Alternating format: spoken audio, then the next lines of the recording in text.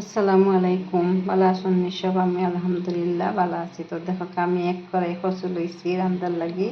তো আমি এই গুন্তর মাঝে গিতা গিতা দিই দেখো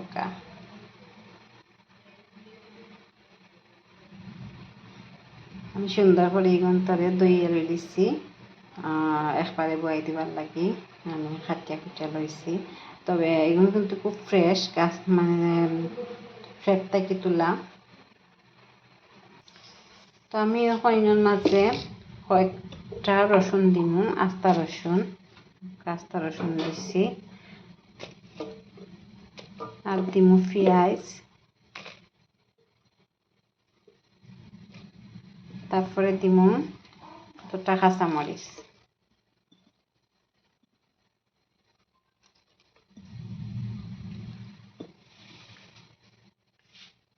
তো আমি এখন এগুলোর মাঝে লবণ দিমু। এখন আমি পরিমাণ মতো লবণ দিয়া, লবণটা সামান্য দিমু কারণ কচু মচি যায়।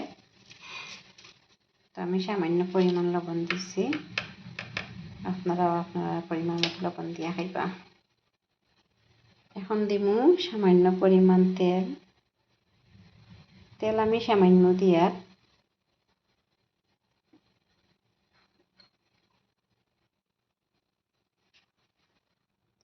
এখন দিমু আমি পরিমাণ মতো পানি।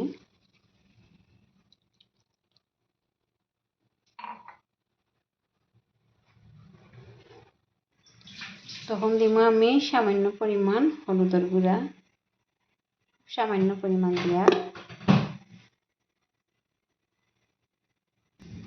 সামান্য পরিমাণ মরচর গুঁড়া, কারণ আমি সামান্য মরচর গুঁড়া দিচ্ছি, আমি তো কাঁচামরিচ দিছি বেশি করে, এর লাগে আমি সামান্য পরিমাণ মরচর গুঁড়া দিছি। এখন দিমু ধনিয়ার গুঁড়া। তো আমি গুন্তরে আমি আগুনটা বাড়াইয়া জালো বয়াই দিমু ডাকনা দিয়া। তো আপনারা পরে আরও দেখাই। আর আমার ভিডিও যদি ভালো লাগে তাকে লাইক কমেন্ট শেয়ার করিয়া আমার লগে থাকবা। তো দেখো আমার এগুলা উত্তরাইয়া আইসে, একবারে কমিয়ে আইর।